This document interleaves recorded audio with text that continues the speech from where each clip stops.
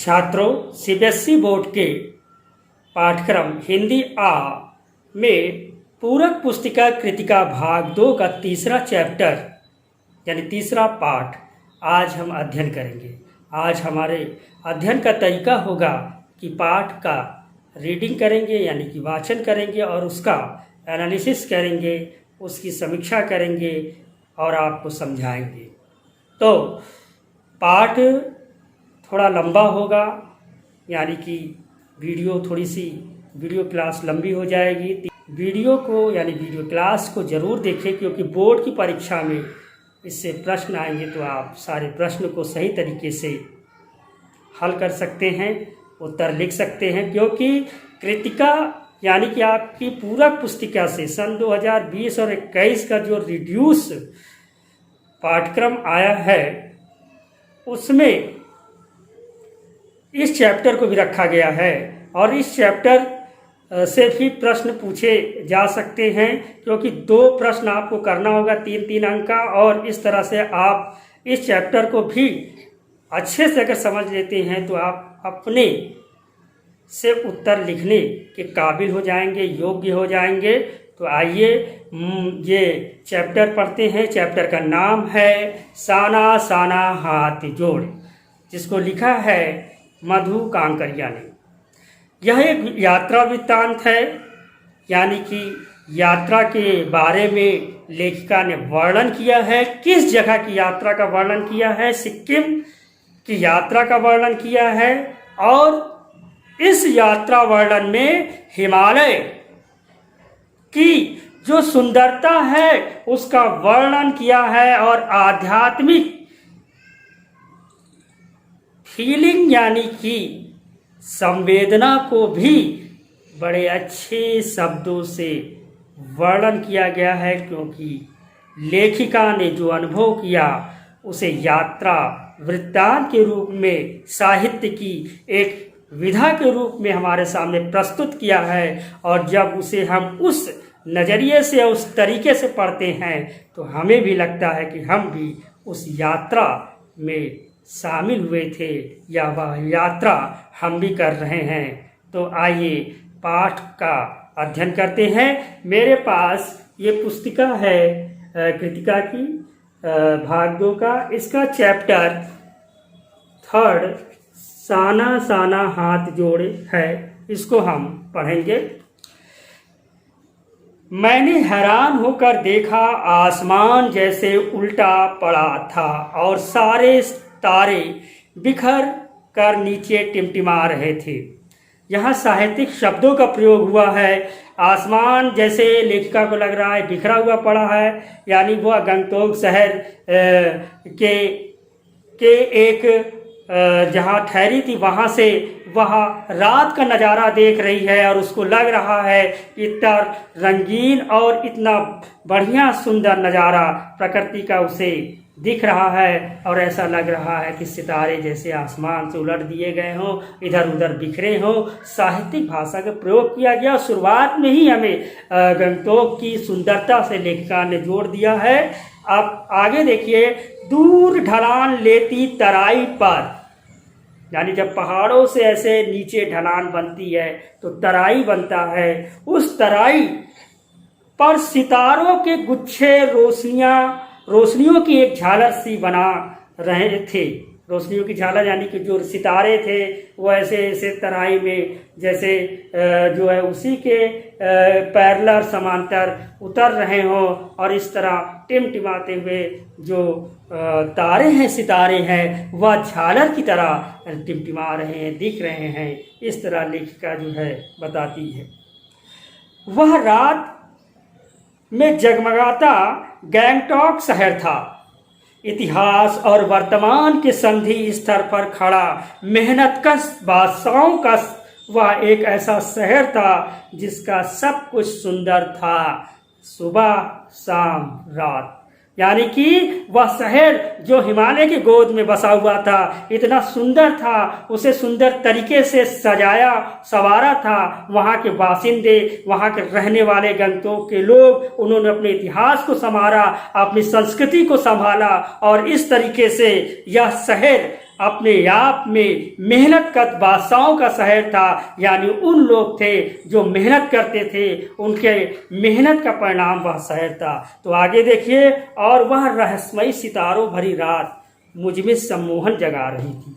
लेखिका उस सुंदरता में इतना डूब गई कि वो सम्मोहित हो गई, जादू जैसा उसे एहसास होने लगा और उस सुंदरता में वह मंत्र मुग्ध हो गई, डूब गई, अपनी सुध बुध हो गई। साहित्यिक भाषा का प्रयोग हुआ है यात्रा वृत्तांत के पहले ही पैसेज में, यानी पैराग्राफ में, यानी कि अनुच्छेद में आपको यह प्रवेश करा दिया कि आप भी इस यात्रा के भागीदार बन रहे हैं। तो आइए देखते हैं, कुछ इस कदर उन जादू भरे क्षणों में मेरा सब कुछ स्थगित हो गया, यानी सम्मोहन, सुंदरता, प्रकृति का विराट रूप हमारे सामने था और उसे देखकर लेखिका एक पल के लिए आत्मविभोर हो जाती है, स्थगित हो जाती है, चुपचाप शांत हो जाता है उसका मन और कहता है अर्थहीन था मैं, मेरी चेतना, मेरा आसपास, यानी उसकी आसपास जो चेतना, उसका जीवन था, वह स्थगित हो जाता है और उस हिमालय की सुंदरता, गंगटोक शहर की सुंदरता में खुद को भुला देती है और इस तरह से उसे आध्यात्मिक क्षणों का आनंद प्राप्त होता है। मेरे भीतर बाहर सिर्फ शून्य था। इसका कहने का अर्थ कि जैसे अंतरिक्ष में न दिन है, न रात है, न प्रकाश है, न अंधकार है, न सत्य है, न असत्य है, वैसा ही अनुभव इस हिमालय के गोद में जिस तरह संत महात्मा करते आए हैं, उस तरह से वह लेखिका इस हिमालय की यात्रा के समय जो है अपने आप को महसूस कर रही है। यही महसूस, यही फीलिंग, यही संवेदना, यही वेदना वह आप तक पाठ के माध्यम से पहुंचा रही है और इन छोटे से थोड़े से शब्दों में बहुत बड़ी अप्रतिम गहराई छुपी हुई है, एक बड़ी डीपली चीजें छुपी है जो आपके सामने प्रस्तुत हो रहा है। अब कहती है लेखिका, मेरे भीतर बाहर सिर्फ शून्य था और थी अतीन्द्रियता। अतीन्द्रियता शब्द पर ध्यान दीजिए, जो इंद्रियों से परे हो, जिसे हम अपनी आंखों से, अपनी नाक से, अपने मुंह से या अपने हाथों से नहीं महसूस कर सकते, महसूस कर सकते हैं अपनी आत्मा से, अपने अध्यात्म से, अपनी पराशक्ति से। उस अलौकिक शक्ति को लेखिका उसे समझ रही है और फिर इस तरह उस डूबी रोशनी में वह जादुई झालर सा शहर। अब अनुच्छेद आगे की ओर बढ़ते हैं और फिर धीरे धीरे एक उजास यानी प्रकाश उस शून्य से फूटते हुए लगा, एक प्रार्थना होठों के मन को छूने लगी। क्या? लेखिका जो है उस प्रकाश की तरफ जब देखी तो उसके हाथ जो है दोनों ऐसे आगे आ गए और फिर उसने प्रार्थना कर ली और उसने वही नेपाली से युवती से सीखा था, वो गुनगुनाने लगे उसके ओठ और कहने लगी कि साना साना हाथ जोड़ी गर्दहु प्रार्थना हमरो जीवन तिमरो कौशेली। छोटे छोटे हाथ जोड़कर प्रार्थना कर रही हूँ कि मेरा सारा जीवन गुडनेस यानी अच्छाइयों में बीते, अच्छाइयों को समर्पित हो। आज सुबह यही प्रार्थना उसने एक नेपाली युवती से, एक नेपाली किशोरी से सीखा था और उसे गुनगुनाने लगी, उसी गंगटोक शहर का जो अवलोकन करते हुए, देखते हुए। तो आगे देखिए, सुबह हमें अब कहानी बढ़ती है यानी यात्रा वृत्तांत बढ़ता है और इस पैराग्राफ में सुबह हमें युमथांग एक जगह है, वहाँ के लिए निकल पड़ना था, पर आँख खुलते ही मैं बालकनी की तरफ भागी। यहाँ के लोगों ने बताया कि यदि मौसम साफ हो तो बालकनी से भी कंचनजंगा की पहाड़ियाँ यानी उसकी चोटी नजर आती है। कंचनजंगा की चोटी जो हिमालय की चोटी है वो नजर आती है। हिमालय की ये तीसरी बड़ी चोटी है जो कि उसको अपने उस जो है गंगटोक शहर से नजर आनी चाहिए थी, लेकिन क्या होता है कि पर मौसम अच्छा नहीं था, बादल घेर चुके थे, बादल धुंध वहां पर हमेशा घेरे रहते हैं। इस कारण से कंचनजंगा की जो विशाल चोटी है वह नजर नहीं आ रही थी और आसमान में हल्के बादल थे। पिछले वर्ष भी जब लेखिका आई थी तो उसको भी जो है इस बार भी और उस बार भी बादलों के कपाट यानी ठाकुर जी के कपाट की तरह बंद था, यानी जो बादल थे उन्हें जो है वहीं से कंचनजंगा नहीं दिखी। इस बात का जिक्र जो है इस लाइन में पंक्तियों में है। कंचनजंगा ना दिखनी थी ना दिखी, पर सामने ही रकम रकम मतलब तरह तरह के, भिन्न भिन्न तरह के, कई तरह के रंग बिरंगे फूल इतने सारे दिखाई पड़े कि फूलों के बाग में आ गई, ऐसा लग रहा था, उसे अनुभव हो रहा था। बहरहाल गैंगटॉक से 149 किलोमीटर की दूरी यानी 149 किलोमीटर की दूरी पर था युमथांग। युमथांग एक शहर था, एक जगह था, बहुत ही बढ़िया और घाटियों से घिरा हुआ। उसका वर्णन लेखिका के शब्दों में, युमथांग यानी घाटियां, सारे रास्ते हिमालय की गहनतम घाटियां और फूलों से लदी वादियां मिलेंगी आपको। ड्राइवर कम गाइड जितेन नार्गे ने मुझे बताया, यानी जितेन नार्गे ने बताया कि वहां पर जो है बहुत गहनतम घाटियां, गहराई वाली घाटियां मिलेंगी देखने को। सकरी घाटियां मिलेंगी, तो पहाड़ों के बीच में कम जगह वाली घाटियां मिलेंगी और जो है ड्राइवर कम गाइड, उनके साथ एक जो था चालक था जो चला रहा था और वो गाइड भी था जिसका नाम नार्गे था, वह इस बात को बताता है। फिर लेखिका उत्साह से पूछ बैठती है, क्या वहां बर्फ मिलेगी? मैं बचकाने उत्साह से पूछने लगती हूँ। हर कोई सैलानी जब हिमालय की गोद में जाता है देखने के लिए, पर्यटन का लुत्फ उठाने के लिए, तो उसे बर्फ का आनंद जो है मिलना चाहिए, इसलिए वह भी उत्सुकता से पूछ बैठी। तो फिर जो गाइड था नार्गे था, उसने कहा चलिए। तो जगह जगह गदराए पाइन और धूपी के खूबसूरत नुकीले पेड़ों का जायजा लेते हुए हम पहाड़ी रास्तों पर आगे बढ़ने लगे। दृश्य का वर्णन, पाइन के पेड़, घुमावदार रास्ते, उन सब का जो है धूप खिली हुई धूप, उन सब का जो है जायजा लेते हुए, देखते हुए, आनंद लेते हुए, सैलानी है, यात्री है और उसका आनंद लेते हुए, प्रकृति का आनंद लेते हुए लेखिका आगे अपनी वाहन में बैठे जा रही है, आगे बढ़ रही है। एक कतार में लगी सफेद बौद्ध पताकाएं, यानी बौद्ध धर्म के जो अनुयायी हैं वो बौद्ध के सफेद पताकाएं, यानी पताकाएं माने झंडा, फ्लैग्स जो लगी हुई एक कतार में दिखती है। किसी ध्वज की तरह लहराती, शांति और अहिंसा के प्रतीक ये पताकाएं यानी फ्लैग, जिन पर मंत्र लिखे हुए थे। नार्गे ने बताया, यहाँ बुद्ध की बड़ी मान्यता है। जब भी किसी बुद्धिस्ट की मृत्यु होती है, उसकी आत्मा की शांति के लिए शहर से दूर किसी भी पवित्र स्थान पर 108 श्वेत पताकाएं फहरा दी जाती हैं। परंपरा है बौद्ध धर्म में, जब किसी भी व्यक्ति की मृत्यु होती जो बौद्धिस्ट है, उसके नाम से मंत्र लिखे हुए फ्लैग, सफेद पताकाएं इस जो है धार्मिक स्थल पर जो शहर से दूर है वहां फहरा दिए जाते हैं। कितनी पताकाएं फहराई जाती हैं? 108 पताकाएं, क्योंकि फैक्चुअल याद रखिए, पूछा भी जा सकता है। फिर नहीं, इन्हें उतारा नहीं जाता, ये धीरे धीरे अपने आप ही नष्ट हो जाती हैं। कई बार किसी नए कार्य की शुरुआत में, यानी अगर कोई नया कार्य हुआ, विवाह हुआ या कोई और बच्चे का जो है पैदाइश हुई, जन्म हुआ, उत्सव हुआ, तो उस समय जो पताकाएं लहराई जाती हैं, जो पताकाएं वहां पे लगाई जाती, वो रंगीन होता है, वह कलरफुल होता है। नार्गे बोलता जा रहा था और मेरी नजर उसकी जीप में लगी दलाई लामा की तस्वीर पर टिकी। एक तरह से हिचकोले खाती हमारी जीप थोड़ी और आगे बढ़ी। अपनी लुभावनी हंसी बिखेरते हुए जितेन बताने लगा।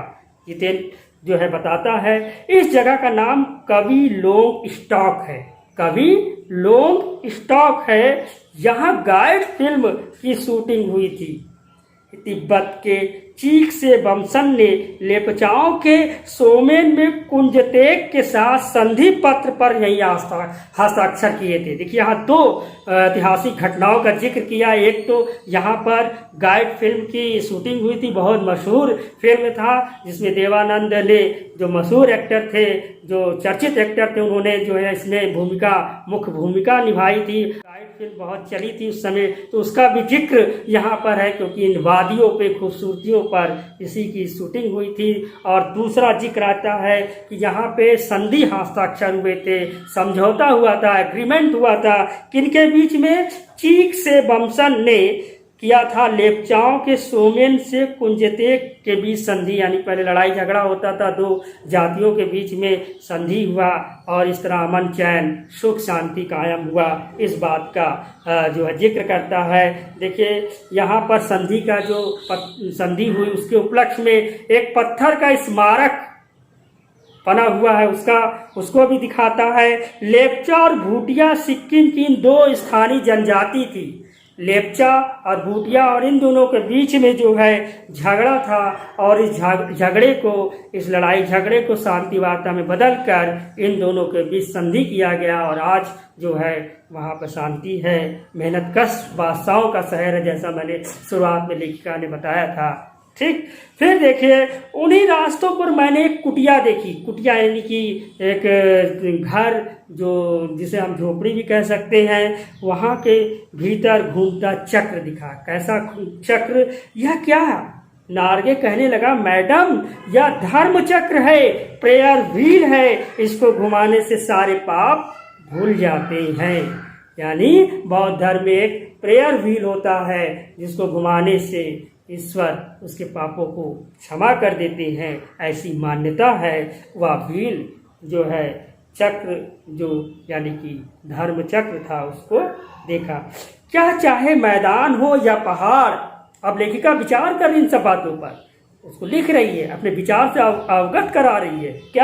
क्या चाहे मैदान हो या पहाड़, तमाम वैज्ञानिक प्रगतियों के बावजूद इस देश की आत्मा एक जैसी है। ऐसा क्यों कहा? चाहे उत्तर भारत हो, चाहे जो है पूर्वी भारत हो, पश्चिम भारत हो, दक्षिण का हो या कश्मीर हो, सब जगह हमारी संस्कृति और मान्यताएं इसी तरह से हैं, जिसे हम सजोए रखे हुए हैं। अपनी आस्थाएं हैं, विश्वास है, मान्यताएं हैं। वही मान्यताएं यहाँ भी देखने को मिलता है। लेखिका कह रही है ये भी भारत का हिस्सा है, क्योंकि हमारी संस्कृति हर जगह इसी तरह की है। और इस तरह से लेखिका कहती है, लोगों की आस्थाएं, विश्वास, अंधविश्वास, पाप पुण्य की जो अवधारणाएं और कल्पनाएं हैं, जो कॉन्सेप्ट है, जो इमेजिनेशन है, आखिर वह भी हमें एक सही मानव बनाने की ओर ले जाता है। कहने का अर्थ ये है लेखिका का। और इस तरह से मैं पेज नंबर 19 पे पहुंच गया हूं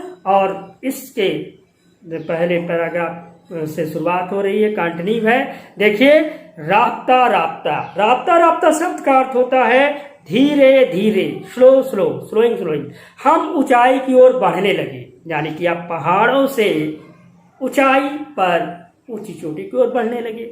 जब ऊंचाई पर बढ़ने लगे, उस परिवर्तन के बारे में भी लेखिका जिक्र कर रही। कैसे?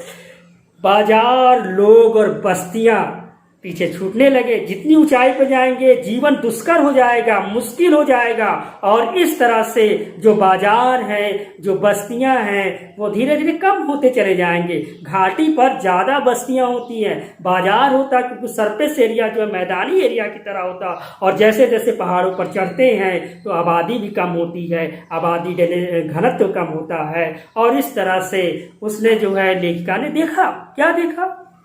परिदृश्य शब्द का अर्थ है बैकग्राउंड में देखा, यानी जो देखा, जैसे मेरे पीछे बैकग्राउंड है, उस तरह से चलते चलते स्वेटर बुनती नेपाली युवतियों और पीठ पर भारी भरकम कार्टून धोते बौने से दिखते बहादुर नेपाली ओझल हो रहे थे। यानी कि वो वो जो है अब धीरे धीरे उसकी आंखों के सामने से हट रहे थे, क्योंकि जो है लेखिका अपने वाहन में बैठी है और ऊंचाई की ओर जा रही है। तो यहाँ देखिए नेपाली और युवतियाँ हैं जो स्वेटर बिन रही हैं घरों पे के सामने बैठकर, ठीक। और नेपाली जो लोग हैं जो बौने कद के होते, छोटे कद के होते, वो कुछ ढो के ले जा रहे भार कार्टून में। तो इस तरह से दिखता है। फिर कहती है कि अब नीचे देखने पर घाटियों में ताश के घरों की तरह पेड़ पौधे के बीच छोटे छोटे घर दिखाई जाते, ताश के घरों की तरह घर दिखाई देते, इतने छोटे छोटे दिखाई देते ऊंचाई से, जो घाटियों में बनी हुई घरें थी, पेड़ पौधों के बीच में छोटे छोटे ताश की पत्तों की तरह दिखाई देता, उसी आकार का दिखाई देता है। हिमालय भी अब छोटी छोटी पहाड़ियों के रूप में नहीं कि दूर से देख रहे छोटी छोटी पहाड़ी नजर आ रही, अब हिमालय के किसी एक पहाड़ पर लेखिका है, अब उसके विराट यानी बड़ा और वैभव यानी शक्तिशाली जो है उसका जो सामने वाला आने वाला दृश्य दिख रहा है। उस पहाड़ के दृश्य अब बड़े जो है गहनतम हो गए हैं, बड़े हो गए हैं, विराट हो गए हैं। न जाने कितने दर्शकों, यात्रियों और तीर्थाटनियों का काम में हिमालय है। बहुत लोग आए हिमालय में, वहाँ देखा, वहाँ रहे, वहाँ महसूस किया, वहाँ अपने अंतरात्मा को हिमालय की सौंदर्यता, प्रकृति की सुंदरता को ग्रहण किया। इस बात का जिक्र भी लेखिका यहाँ पर करती है। फिर आगे देखिए, और देखते देखते रास्ते वीरान सुनसान, जहाँ कोई न हो इंसान, सकरे यानी नैरो और जलेबी की तरह घुमावदार रास्ते दिखने लगे थे। हिमालय बड़ा होते होते विशालकाय हो गया, बहुत बड़ा हो गया। घटाएं गहराती गहराती पाताल नापने लगी और वादियां चौड़ी होने लगी, यानी जो वादियां दूर से दिखती थी छोटी छोटी पहाड़ों की, वो अब बड़ी हो गई। उस वादियों पर लेखिका की जीप चली जा रही है।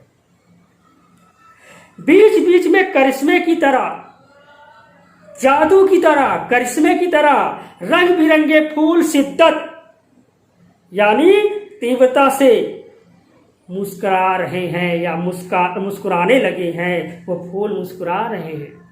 उस भीमकाय मतलब विशाल बड़ा वजनी पर्वतों के बीच और घाटियों के ऊपर बने संकरे यानी कि कम चौड़े कच्चे पक्के रास्ते से गुजरते हुए यूं लग रहा था जैसे हम किसी सघन घनी हरियाली वाली गुफा के बीच हिचकोले खाते हुए निकल रहे हैं। कितना बढ़िया वर्णन किया कि पतली सड़क हो गई है, कच्ची जो है अति कच्ची सड़क है, और उसी के बीच से ऐसा गुजर रहे जैसे गुफा के बीच से गुजर रहे हैं। लेखिका इन चीजों का वर्णन किया।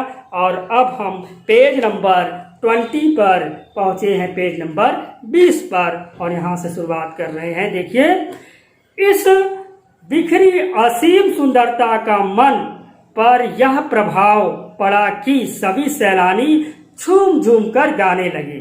यानी ये सुंदरता जो था प्रकृति का, उसके साथ और भी लोग थे, उनकी सहेलियां थी लेखिका का, उसका भी जिक्र चलो यहाँ पर हो गया, पता चल गया। तो वो बता रही है कि उनके साथ और जो उनके हम सफ़र थे, उनके साथ जो लोग थे, जो उनकी सहेलियां थी, वो लोग गाना गाने लगे। और क्या गाना गाने लगे? सुहाना सफ़र और ये मौसम हंसी, और इस तरीके से। फिर आगे, पर मैं मौन थी। लेखिका क्यों मौन है? क्या सोच रही है लेखिका? लेखिका कैसे सोच रही है, इस बात का वर्णन अगले पैराग्राफ में लेखिका अनुच्छेद में करती है। कैसे? किसी ऋषि की तरह शांत मैं चाहती थी इस सारे परिदृश्य, जो दृश्य दिख रहा है, को अपने भीतर भर लूं, पर मेरे भीतर कुछ बूंद बूंद पिघलने लगा था। जीप की खिड़की से मुंडकी यानी अपना चेहरा सिर निकाल मैं कभी आसमान को छूते पर्वतों के शिखर को देखती तो कभी ऊपर से दूध की धार की तरह झरझर गिरते जल प्रपातों को देखती। लेखिका ने वर्णन कर दिया। लेखिका कह रहा है कि जैसे वह मन शांत है किसी ऋषि की तरह और उन सुंदरता को अपने अंदर महसूस कर रही है और इस बात को कह रही है कि जब वह खिड़की से अपना सर निकालकर उस सुंदरता को देखती है, जो पहाड़ों की सुंदरता है, जो छवि देखती है, उसको लगता है कि जो छूते हुए पर्वत शिखर है, चोटियां हैं जो दिख रही हैं और उनके बीच से बहती हुई जल प्रपात, झरना, पानी गिर रहा कल कल, वो कैसा लग रहा है जैसे दूध की धार की तरह सफ़ेद चमक रहा है, रिफ्लेक्ट होकर सूर्य की किरणों से उसका वर्णन कर रहा। उस अप्रतिम जो है एक सुंदरता में वह सम्मोहित हो रही है, लेखिका कह रही है। और इसी बीच देखिए तो कभी नीचे चिकने चिकने गुलाबी पत्थरों के बीच इठला इठला कर बहती चांदी की तरह कौन मारती बनी ठनी तिस्ता नदी। तिस्ता नदी का कितना बड़ा मानवीय वर्णन कर दिया कि इठला इठला के बह रही है, उसकी जल इधर उधर मुड़कर जो बह रही है और क्या कर रही है, गुलाबी और चिकने पत्थरों को ठेल रही है। और इस तरह से वह तिस्ता नदी है जो पहाड़ों से निकल रही है, हिमालय की गोद से निकल रही है, उसकी सुंदरता को लेखिका महसूस कर रही है। तो अब इधर देखिए, सिलगुड़ी से ही हमारे साथ ही यह तिस्ता नदी थी। वो सिलगुड़ी से जब आ रही थी तिस्ता नदी वहां आई थी। अब तिस्ता नदी के उद्गम जब हिमालय से निकल उसी की ओर जा रही है। यहाँ यहाँ उसका सौंदर्य पराकाष्ठा पर था। सौंदर्य क्या था? सबसे ऊंचाई पर था। सुंदरता जो पराकाष्ठता यानी ऊंचाई पर था, वो गहराई पर था या अपने शिखर पर था। पराकाष्ठा मतलब उसकी सुंदरता अपने सबसे चरम पर थी, इसकी तिस्ता नदी की। और उसे वह अपने दिल में अनुभव कर रही थी, अपने हृदय में अनुभव कर रही थी। और इतनी खूबसूरत नदी मैंने पहली बार देखी। सही बात है, मैदानी क्षेत्र में मैं रहता हूँ, पहाड़ों से कलकल बहती हुई झरना प्रपात की तरह अगर किसी नदी को देखता हूँ, गंगा नदी को देखता हूँ, तो मेरे लिए वह सौंदर्य बड़ा ही दुर्लभ होगा कि नहीं? उसी तरीके से लेखिका के लिए मैं रोमांचित था, रोमांच से भरा हुआ। अब क्या होगा, अब क्या देखने को मिलेगा? उत्सुकता थी, रोमांच था, क्योंकि यह यात्रा कहाँ की थी? हिमालय की गोद की यात्रा थी, सिक्किम की यात्रा थी। ठीक, पुलकित थी यानी खुश थी, मन मुस्कुरा रही थी, चिड़ियों के पंखों की तरह हल्की थी कि उड़ जाए कल्पना और सुंदरता के इस सागर में। ऐसा उसको महसूस हो रहा था। महसूस ना होता तो ऐसा कैसे लिख पाती? बहुत सोचा तो लिखा। फिर देखिए आगे, मेरे नगपति मेरे विशाल। नगपति यानी नग माने पहाड़, पर्वत, गिरी, ये सब पर्यायवाची शब्द है। और नगपति कौन है? हिमालय है। हिमालय पहाड़ों का पहाड़ है। तो क्या कहती है लेखिका मेरे नगपति मेरे विशाल, मैंने हिमालय को सलामी देनी चाहिए कि तभी जीप एक जगह रुकी। जीप रुक गई एक जगह, खूब ऊंचाई से, पूरे वेग से, पूरे स्पीड से, पूरे तेजी से के साथ ऊपर शिखरों के भी शिखर में गिरता फेन उगलता झरना दिखा। झरना क्या है? ऊंचाई से गिर रहा है, दिख रहा है। ठीक, उसका नाम था seven sister waterfall. Seven sister waterfall देखा, फ्लैश चमकने लगे, सभी सैलानी फोटो खींचने लगे। इसका मतलब उन खूबसूरत लम्हों को अपने कैमरे में कैद करने में मशगूल हो गए, व्यस्त हो गए। और इस तरह लेखिका फिर सोचने लगी, क्या आदिम युग की किसी अभिशप्त राजकुमारी सी मैं। लेखिका स्वयं को कह रही है कि वह जैसे लगता है कि उस युग में जब इंसान शुरुआत में सभ्यता को सीख रहा था, उस युग की वह राजकुमारी, लेकिन अभिशाप ग्रसित राजकुमारी की तरह वह लग रही थी। लेखिका बता रही है, फिर क्या कह रही है कि मैं भी नीचे बिखरे भारी भरकम पत्थरों पर बैठ गई। जो जलप्रपात हो रहा था, सेवन सिस्टर वाटरफॉल को देख रही थी, तो वहां पर जो पत्थर था उस पर लेखिका बैठ गई, अभिषिक्त राजकुमारी की तरह, आदिम युग की राजकुमारी की तरह बैठ गई। झरने के संगीत के साथ ही झरना कल कल कल गिर रहा है, एक मधुर संगीत उत्पन्न हो रहा है और वह आत्मा का संगीत सुनने लगी। यानी लेखिका के आत्मा में, उसके दिल में क्या है वह जो है सुनने लगी, अपनी आत्मा से उस कलकल संगीत को सुनने लगी। थोड़ी देर बाद ही बहती जलधारा में पाँव डुबोया, यानी अपने पैर भी उसमें डुबो लिए, और जैसे ही पैर डूबा, केवल पैर ही डूबा, लेकिन लेखिका कह रही है कि वह भीतर तक भीग गई। तो इस तरह से मन काव्यमय हो गया, मन जो है कविता की तरह हो गया, और और सत्य और सौंदर्य को छूने लगा। और इस तरह लेखिका कहती है, सत्यता और सौंदर्य को जो है उसका मन उस जलप्रपात झरने के बीच जब वह बैठी थी, तो उसको सत्य और सुंदरता का फीलिंग हुई, एहसास हुआ। उसकी बातें यहाँ पर स्पष्ट हो रही है।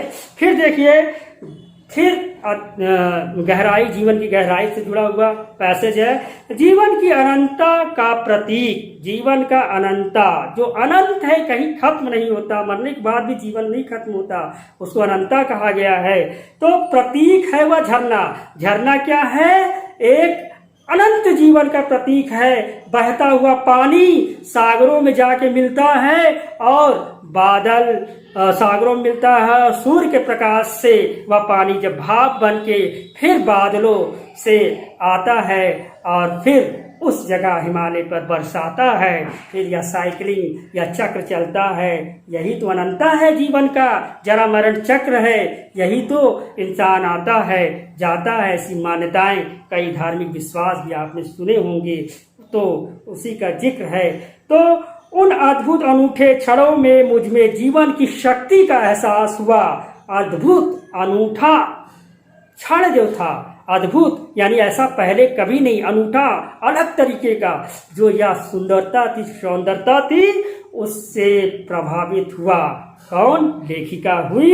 इस कदर प्रतीत हुआ, इस तरह से लगा, ऐसे प्रतीत माने लगा ऐसे कि जैसे मैं स्वयं भी देश और काल की सरहदों को, मतलब उसने जो ऐसा लगा कि देश किस देश में है और कौन सा समय है, इन सब सरहदों, इन सब बॉर्डरों को जो है, सीमाओं को जो है छोड़कर दूर बहती धारा बन बहने लगी हूँ। यानी उस जलप्रपात की बहती हुई धारा की तरह उसका मन, उसका आत्मा, उसकी आध्यात्मिक शक्ति, उसकी अलौकिकता भी बहने लगी, क्योंकि वह उस वातावरण में स्वयं को इस तरह से महसूस कर रही है। फिर और महसूस कर रही, लेखिका कहती है, भीतर की सारी तामसिकताएं, शब्द है तामसिकताएं, तामस, तमस, जो हमारे अंदर की जो तमोगुण होता है, जो कुटिल गुण होता है, चालाकी भरा, स्वार्थी भरा गुण होता है, तामसिक प्रवृत्ति होती है, वह प्रवृत्ति खत्म हो गई। किसकी? लेखिका की। क्यों? क्योंकि उसने उस झरने के पास इस बात का एहसास किया। और दुष्ट वासनाएं, बुरी इच्छाएं, जैसे बुरी इच्छाएं हैं, किसी का लालच करना, किसी के लिए बुरा सोचना, वो सब खत्म हो गई। ऐसा बात जो है लेखिका अपनी इस में कह रही है। यानी कि वास्तव में हिमालय की मिलके गोद में क्यों ऋषि मुनि संत जाते थे, यह बात भी समझ में आ रही होगी। इस निर्मल धारा में बह गई, और इस तरह से आध्यात्म की धारा में, उस सत्यता की धारा में, वो अहिंसा यानी नॉन वायलेंस की धारा में, वह जो है उस प्रकृति, उस अलौकिक शक्ति के रूप में स्वयं को जो है स्वयं को बहा ले गई। यानी उसकी आत्मा जो है तृप्त हो गई, और इस तरह मन हुआ कि अनंत समय तक ऐसी बहती रहूं। यानी उस जगह पर वह बहती हुई जलप्रपात को देखकर ऐसा लग रहा है कि वही अध्यात्म और प्रकृति के सौंदर्य से इस तरह से स्वयं को सृष्टि के हर जगह स्वयं को पहुंचा सके, ऐसा मतलब भाव आ रहा है। तो इस तरह से वह झरने की पुकार को सुनती रहूं, ऐसा उसको लग रहा है। लेकिन तभी जितेन उसका जो ड्राइवर आता उसे ठेलने लगा, आगे इससे भी सुंदर नज़ारे मिलेंगे। तो जितेन ने उनको उठाया और फिर आगे का कारवां बढ़ गया। यात्रा का रोमांच आगे भी है, क्या है आइए देखें। अनमनीष सी मैं उठी, यानी उठने का मन नहीं कर रहा था, उस सुंदरता में डूब चुकी थी। थोड़ी देर बाद ही फिर वही आंखों और आत्मा को सुख देने वाले कहीं चटके हरे रंग का मोटा कालीन ओढ़े, कहीं हल्का पीलापन लिए, तो कहीं पलस्तर उखड़ी दीवारों की तरह पथरीली, देखते ही देखते परिदृश्य से सब छूमंतर हो गया। यानी कि अब फिर वही दृश्य को फिर वो वाहन से, गाड़ी से, अपनी जीप से देख रही है। उसमें जिक्र किया है, समझ लीजिए कि जो हरे रंग का मोटा कालीन, जो हरियाली था, वो मोटा कालीन की तरह बताया। जैसे कालीन बिछा देते हैं तो उसी तरह से जैसे हरियाली बिछी है, इस बात का जो है उससे जो है उपमा दी गई है। और हल्का पीलापन लिए हुए, पीले पीले फूल भी खिले हुए, वो पलस्तर उखड़े जैसे नज़र आ रहा है, और दीवार पथरीला दीवार जैसा जो सड़कें नज़र आ रही है, और वो सब परिदृश्य बैकग्राउंड धीरे धीरे दूर होते चला जा रहा, क्योंकि उनकी जीप जो है और ऊंचाई की ओर बढ़ रही थी, और जैसे किसी ने जादू की छड़ी घुमा दी और सब गायब हो गया है। सब पर बादलों की क्या चढ़ गई थी, एक मोटी परत चढ़ गई थी। जैसे बैकग्राउंड में अगर बादल की परत चढ़ जाए तो पीछे कुछ दिखाई नहीं देगा, क्योंकि वहाँ का वातावरण ऐसा ही था, बादल की परत चढ़ गई थी, सब बादलमय हो गया था। छात्रों, यहाँ तक आपको काफ़ी कुछ समझ में आया होगा, और पेज नंबर 21 पर हम पहुँच गए हैं। इस यात्रा वृत्तांत की इस वीडियो क्लास को आप कंटिन्यू जो है सुनिए इसको, और इसको ब्रेक ना कीजिएगा। आगे देखिए पेज नंबर 21 में, चित्र लिखित सी मैं माया और छाया के इस अनूठे खेल को भर भर आंखों देखती जा रही थी।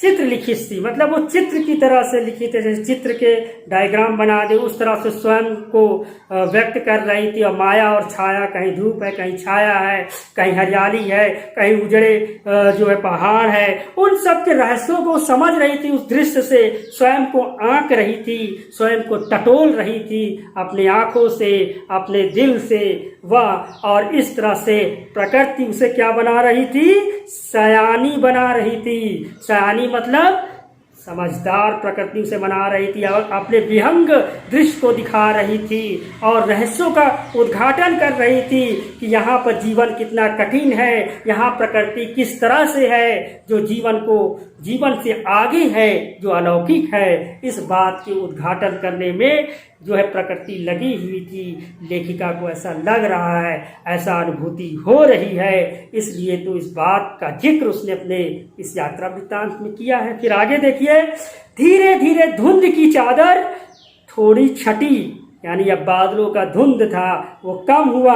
अब वह पहाड़ नहीं, दो विपरीत दिशाओं में छाया पहाड़ थे, और थोड़ी देर बाद ही वे छाया पहाड़ अपने श्रेष्ठतम रूप में सामने आते हैं। यानी जब परिदृश्य में बादल हटे तो दूर जो पहाड़ थे वो अब छाया जैसे नजर आ रहे थे, अब वो रियल में नजर आ रहे, क्योंकि धुंध हट गई थी। इस बात को बड़े अच्छे अंदाज से प्रस्तुत किया है। फिर देखिए, जीप थोड़ी देर के लिए रुकवा दी गई थी। मैंने गर्दन घुमाई, सब ओर जैसे जन्नत यानी स्वर्ग। उस ऊंचाई पे पहुंचने के बाद लेखिका ने जब अपनी गर्दन घुमाई, चारों तरफ देखा तो जन्नत का नजारा था, स्वर्ग का नजारा था। जैसे बिखरी पड़ी थी जन्नत सभी ओर, नजरों के छोर तक खूबसूरती ही खूबसूरती, सुंदरता ही सुंदरता। अपने को निरंतर, लगातार, निरंतर का मतलब लगातार देने की अनुभूति, मतलब प्रकृति हमें अनुभूति दे रहा है। अनुभूति मतलब जो इच्छाएं, जो मन संतुष्टि, जिसको हम फीलिंग को महसूस कर ले, जो संवेदना को खुद अनुभव कर ले, वो अनुभूति होती है। वैसी अनुभूति लगातार कौन करवा रहे थे? पर्वत, झरने, फूलों, घाटियों, वादियों के दुर्लभ नजारे करवा रहे थे। और वही कहीं लिखा था थिंक ग्रीन, यानी हरा सोचो, हरियाली के लिए सोचो, पर्यावरण के लिए संदेश भी दे रहा है यात्रा वृत्तांत। इतना पहले लिखा गया, आज भी सही है कि हमें थिंक ग्रीन सोचना चाहिए। इस युग में, इस समय में, सन 2020 में आज से ही चेत लें कि हम अपनी हरियाली की रक्षा करें, अपनी प्रकृति की रक्षा करें। तो इस बात की सबक सीख दे रही है लेखिका अपने यात्रा वृत्तांत में। आश्चर्य, अमेजिंग, पल भर में ब्रह्मांड में कितना कुछ घटित हो जाता है।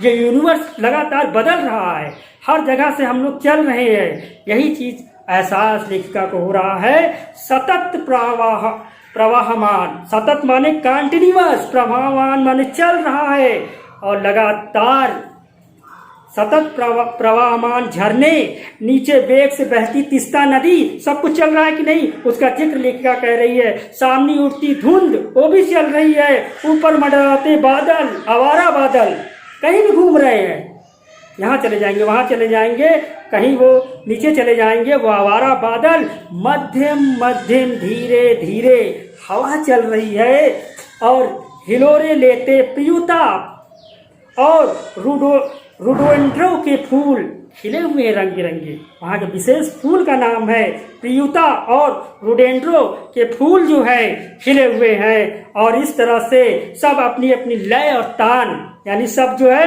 अपनी लयता तान, जो गायकी में जो गाया जाता है, तान लिया जाता है, बोला जाता है, उस तरह की प्रवाह में बहते हुए चैरवेती यानी चलते रहो कि सीख देता है इंसान का जीवन का।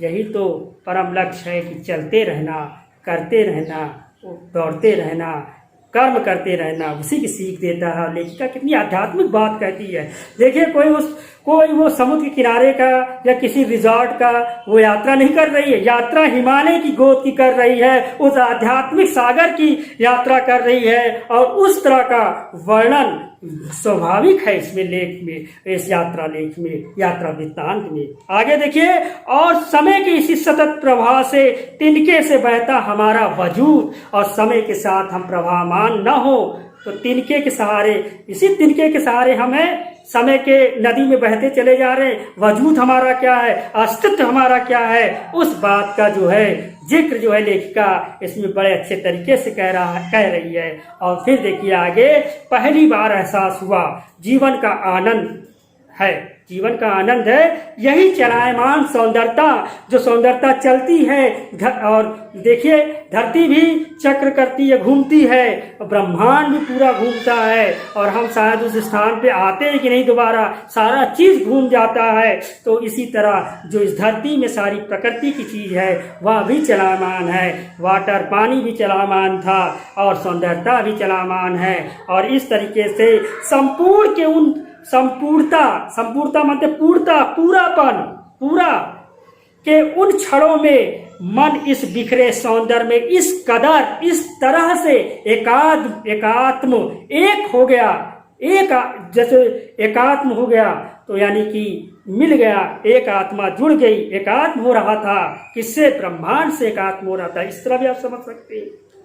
तो भीतर बाहर की रेखा मिट गई थी कि अंदर बाहर का जो, अंदर और बाहर का जो भेद था वो मिट गया था। या इसको और थोड़ा सा गहराई में समझे तो जीव और ब्रह्म का जो है भेद मिट गया था।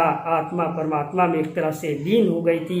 ऐसा भी हम कह सकते हैं, क्योंकि लेखिका इन्हीं बातों का जिक्र कर रही है। देखिए, आत्मा की सारी खिड़कियां खुलने लगी थी। अपने अंदर जो आत्मा है, जो एक आत्म शक्ति है, जो वो बंद है, उसकी खिड़कियां वो खुल गई।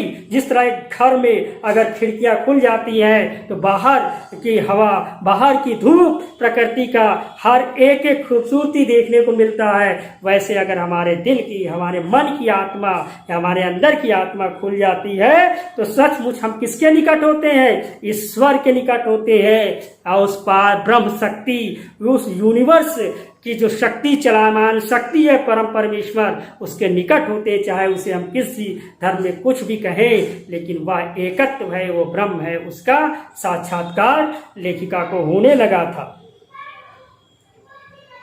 सुबह सीखी प्रार्थना, जब वो सीखी थी प्रार्थना, फिर ओठों पे छूने लगी मतलब बोलने लगी, साना साना हाथ जोड़े ना।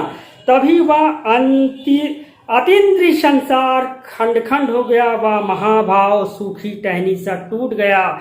और इस तरह से दरअसल मंत्र मुक्त सी मैं तंद्रील अवस्था में ही थोड़े दूर तक निकल आई थी। यानी लेखिका की जो इंद्रियां थी, जो सोच समझने की शक्ति उस समय एकदम जैसे खत्म हो गई और धीरे धीरे वो कदमों से आगे बढ़ रही थी, उसे पता नहीं चल रहा था क्या है। तो इस तरह से अचानक पांव पर ब्रेक सी लगी, जैसे समाधिस्थ भाव में नृत्य करती किसी आत्मलीन नृत्रांगना के नुपुर अचानक टूट पड़े हो। यानी देखिए कंडीशन क्या है यहाँ पर स्थिर, लेखिका इन सब को अनुभव कर रही है, वो अपने अनुभव में अपनी सारी जो बाह्य इंद्रियां सारी भूल गई और उसी तरह से वह धीरे धीरे अपने पांव बढ़ाकर आगे चल रही है। फिर उसकी तुलना कैसे दे रही, उस तरह से जो एक नृतिका डांसर है, नाच रही हो, अपने नाच में मगन हो, नाच से अपने नाच और नृत्य से मगन हो, और नुपुर यानी उसके जो घुंघरू है टूट जाए तो एकाएक क्या होगा, टूट जाए। उसी तरीके से लेखिका भी अनुभव कर रही है और कह रही,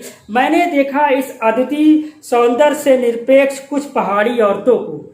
मतलब लेखिका जब इन सब को महसूस कर रही थी तो पहाड़ी औरतों को देखा निरपेक्ष इन सब से पत्थरों पर बैठी पत्थर तोड़ रही, मेहनत कर रही वो महिलाएं जो है पत्थर तोड़ रही। उस दृश्य को जब देखा तो सारी चीजें जो अभी सोच रही थी उससे अलग हो गई, वास्तविकता पर आ गई।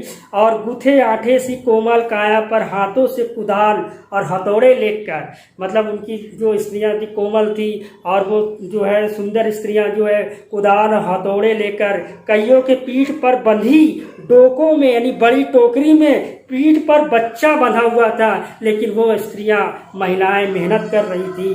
कुछ कुदाल को भरपूर ताकत के साथ जमीन पर मार रही थी, यानी कि वो जो है सड़क बना रही थी। क्या बना रही थी? सड़क बना रही थी। इतने स्वर्गीय सौंदर्य यानी स्वर्ग का सौंदर्य था वहां पर। नदी, फूलों, वादियों, झरनों के बीच भूख, मौत, डैन और जिंदा रहने की जंग थी। यानी वहां का जीवन कितना कष्टमय होगा, इस बात का जिक्र भी लेखिका कहती है कि वहां पर खाने के लिए भोजन और रहने के लिए घर, इन सब के लिए भी बड़ा संघर्ष करना पड़ता है, क्योंकि सौंदर्यता जहाँ पर है वहाँ पर एक तरह का अभाव भी होता है। तो इस तरह से वह स्त्रियां मातृत्व की जंग लड़ रही थी, श्रम साधना कर रही थी, श्रम साधना कर्म कर रही थी, श्रम कर रही थी वह पहाड़ी स्त्रियां। और एक तरह माता थी, मातृत्व थी, उनके बच्चे छोटे छोटे थे। पर फिर वहीं पर खड़े BRO बोर्ड रोड ऑर्गेनाइजेशन के एक कर्मचारी से लेखिका ने पूछ ही लिया। क्या पूछा? यह क्या हो रहा है? पेज नंबर 22 पे हम पहुंचे हैं। पूछ रही लेखिका, यह क्या हो रहा है? उसने चुहलबाजी के अंदाज में बताया, मतलब मजाकिया के अंदाज में बताया, मजाक करते हुए, जिन रास्तों से गुजरते हुए आप हिम शिखरों से टक्कर लेने जा रही हैं, उन्हीं रास्तों को ये पहाड़ी ने चौड़ा बना रही है। यानी उस सड़कों को चौड़ा कर रही है, बहुत सकरा सड़क है ताकि वहां से आसानी से गाड़ियां गुजर सके। और इस तरह से उस जो है कर्मचारी ने बातें बताई।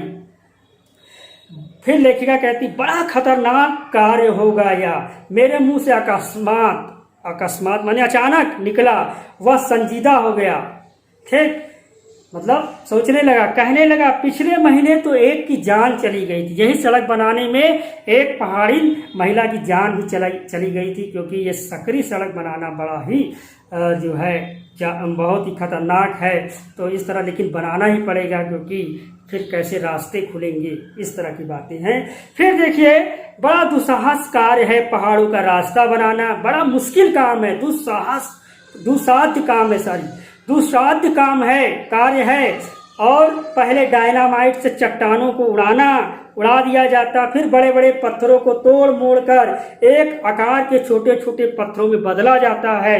फिर बड़े से जाले में उन्हें लंबी पट्टी की तरह बिठाकर कटे रास्ते पर बाड़े की तरह लगाया जाता। जरा सी चूक हुई, सीधा जो घाटिया सकरी है पाताल के रूप में नीचे आदमी चला जाएगा। इसलिए वहां पे सड़कें बनाना थोड़ा कठिन है। जब लेखिका गई थी तो उस समय की स्थिति और थी, लेकिन आज जो है सड़कें थोड़ा दुरुस्त है, नई तकनीक और तरीके से बन रहा है। तो फिर आगे देखिए, और तभी मुझे ध्यान आया, इन्हीं रास्तों पर एक जगह सिक्किम सरकार का बोर्ड लगा था जिस पर बड़े बड़े अक्षरों में लिखा था। क्या लिखा था, ध्यान दीजिए, ever wondered who defied death to build these roads. अर्थात आप ताज्जुब करेंगे, पर इन रास्तों को बनाने में लोगों ने मौत को झुठलाया है। यानी इन रास्तों को जिन्होंने बनाया है वो लोग जो है इतने साहसी थे कि उन्होंने काम कर दिखाया, किसी की मौत भी नहीं हुई इस रास्तों को बनाने में। ठीक, एकाएक मेरा मानसिक चैनल बदला। अब तक वह अध्यात्म की बात सोच रही थी, अब तक सौंदर्यता की बात सोच रही थी। मानसिक चैनल, जिस तरह से टीवी का चैनल बदलते हैं तो एक तरफ जो है अध्यात्म का, दूसरे तरफ फिल्मों की दुनिया में पहुंच जाते हैं, चैनल बदलने से समाचार की दुनिया में पहुंच जाते हैं। उसी तरह यहाँ पर लिखने का अंदाज है कि मानसिक चैनल उसने बदला लेखिका ने, और मन पीछे घूम गया कि उसी प्रकार एक बार पलामू और गुमला के जंगल में गई थी। पीठ पर बच्चे को कपड़े से बांधकर पत्तों की तलाश में वन वन डोलती हुई आदिवासी महिलाओं को उसने जो देखा था, उस महिलाओं का जिक्र उसके मन में आ गया, जिसका जिक्र यहाँ पर किया है। उन आदिवासी युवतियों के फूले हुए पांव, यानी कि जब वो जंगल में आती थी तो उनके पांव जो है घायल हो गए, फूल गए, इस तरह से श्रम करने की वजह से। इन पत्थर तोड़ती पहाड़ियों के हाथों में पड़े ठाठे। ठाठे क्या है, जब यहाँ पोर जम जाता है, कठोर हो जाता है, जो मेहनत करता है उसको ठाठे कहते हैं। ठाठे का जो गांठ का निशान पड़ जाता है। तो इस तरह से आप देखें, एक ही कहानी कह रहे थे, दोनों की तुलना की, क्योंकि वह पलामू में उन आदिवासी औरतों को फूल चुगने के लिए देखा, और इस तरह से यहाँ पर कठिन परिस्थिति में पहाड़ों पर रास्ता बनाते हुए पहाड़िने महिलाओं को देखा। ठीक, फिर देखिए, आम जिंदगियों की कहानी हर जगह एक सी है। देखिए अब लेखिका वास्तविकता में आ रही है, एक पत्रकार की तरह चीजें सामने ला रही, उद्घाटन कर रही है। अभी एक अध्यात्म, एक संत महात्मा की तरह बातें हो रही है, अब एक पत्रकार की तरह वह बात कर रही है। उन जिंदगियों और उन कठिन परिस्थितियों का भी जिक्र इसमें करना सही लग रहा है उसको, उसने अनुभव किया, ताकि हमें जो है सिक्किम के हर चीज के बारे में जिसने जो यात्रा किया लेखिका ने पता चल सके। कहानी हर जगह एक सी है, चाहे कहीं भी हो। सारी मलाई एक तरफ, सारे आंसू अभाव यातना वंचना एक तरफ। आम लोग की जिंदगी में परिश्रम करने वाले किसान मजदूर और कामगार की जिंदगी में सभी जगह पूरी संस्कृति में केवल एक ही चीज सामने आती है। सारी मलाई जो है उन लोगों की तरफ जाती है, यानी उनको सुख सुविधा मिलता है जो मेहनत कश नहीं होते हैं, जो केवल चांदी का चम्मच लेकर पैदा हुए होते हैं, उन्हीं की तरफ इशारा करते हुए लेखिका कहती है कि सारी मलाई, सारी सुख सुविधा उनके तरफ चली जाती है जो पहाड़िने होते हैं, जो आदिवासी महिलाएं युवतियां जो फूल चुन रही थी, जो कामगार है, किसान है, उनको क्या मिलता है? सारे आंसू मिलते हैं, अभाव मिलता है, कमियां मिलता है, अपनी घर गृहस्थी को चला नहीं पाते हैं, उनको कष्ट मिलता है, वंचना यानी कि अभाव में ग्रस्त हो जाते हैं। एक तरफ उनका जीवन है। इस तरह से उस समय के सामाजिक परिस्थितियों के बारे में भी लेखिका अपने विचार को प्रकट करती है। एक संवेदनशील व्यक्तित्व होने के कारण लेखिका उस यात्रा के दौरान में जो संवेदना को देखा उसको भी व्यक्त करती है। और तभी मेरी सहयात्री मणि, उनकी जो सहयात्री थी मणि और जितेन ने मुझे खोज लिया, क्योंकि वह उस जगह से थोड़ी दूर आ गई थी। ठीक। खोजते खोजते वहां तक पहुंच गए। मुझे गमगीन देखा। इस तरह की स्थितियां जब वो विचार कर रही थी और इन पहाड़ी ने औरतों को देखा तो आंख में पानी आ गए, दिल थोड़ा मायूस हो गया। उनकी स्थिति और परिस्थिति के बारे में सोचने लगी और इस तरह गमगीन देखकर जितेन कहने लगा, मैडम ये तो मेरे देश की आम जनता है, इन्हें तो आप कहीं भी देख लेंगी। आप इन्हें नहीं, पहाड़ों की सुंदरता को देखिए जिसके लिए आपने इतने पैसे खर्च किए हैं। और बात एक तरह से सही है, गलत आप समझे। फिर जितेन के कहने पर आगे क्या होता है, ये देश की आम जनता ही नहीं, जीवन का प्रति संतुलन भी है। ये वेस्ट एंड रिपेइंग है, मतलब कि बढ़े कम और ज़्यादा लेने वाले, यानी कि जो मेहनत का श्लोक है उसके बारे में लेखिका कहती है, जितेन के सवालों का जवाब देती है, जो कहती है आम जनता नहीं है, ये वेस्ट एंड रिपेइंग है, कम लेती हैं और ज़्यादा समाज को देती हैं, यानी कि कम से कम समाज से लेकर ज़्यादा से ज़्यादा चीज़ें वापस लौटाती हैं। ये वो आम लोग हैं, कितना कम लेकर ये समाज कितना अधिक वापस लौटा देती है। अगर प्रश्न पूछ ले कि ऐसा क्यों कहा, तो आप इन सब का जिक्र करते हुए कहेंगे कि जो अभाव में है, जो कामगार है, जो पहाड़ी औरतें हैं, जो फूल चुनती हुई महिलाएं थे, वो अपने जीवन में कम, उनको पैसा कितना मिलता होगा, कम मिलता है, लेकिन कितना बड़ा काम करती है जिससे कि वो सड़कें बन जाती हैं, वो चीज़ें बन जाती, समाज को ज़्यादा देती हैं, लेती कम है। तो इस बात का यहाँ पर जो लेखिका बात बता रही है। हम वापस जीप की ओर मुड़ने लगे कि तभी मैंने देखा वे श्रम सुंदरियां। देखिए यहाँ सुंदर शब्द के साथ श्रम लगा दिया गया, तो जो मेहनत का सुंदरिया, अभी हम लोग ये सोचते हैं कि सुंदर ही होता, नहीं, जो श्रम करता है उसके अंदर की आभा, उसकी सुंदरता, उसकी पसीने की चमक अलग होती है, जिसे देखकर व्यक्ति जो है ठहर जाता है। और वास्तव में उन श्रम सुंदरियों को देखकर जो है हमारी लेखिका जो है जो है उनका मन भी एक तरह से पसीज गया और इसीलिए ये शब्द का प्रयोग किया ना, श्रम सुंदरियां।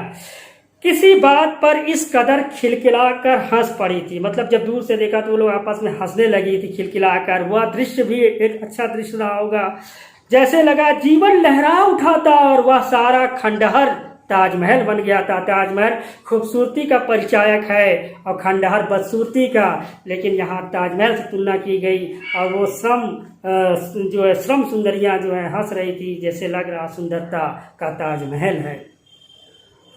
फिर आगे देखिए, हम लगातार ऊंचाइयों पर चढ़ते जा रहे थे। जितेन बता रहा था, अब हम हर मोड़ पर हेयर पिन बेंड लेंगे और तेजी से ऊंचाई पर चढ़ते जाएंगे।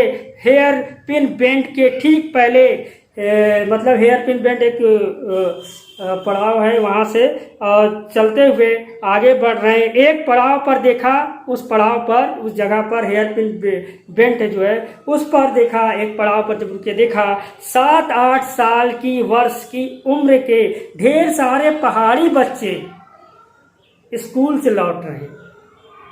सुबह के स्कूल था, लगभग दोपहर हो चुकी थी, अब वो लौट रहे हैं और हमसे लिफ्ट मांग रहे थे। जितेन ने बताया हर दिन 3-3.5 किलोमीटर की पहाड़ी चढ़ाई चढ़कर ये बच्चे स्कूल जानते, याद रखिए 3-3.5 किलोमीटर की ऊंचाई पहाड़ी ढलान चढ़कर वो अपने स्कूल पहुंचते हैं।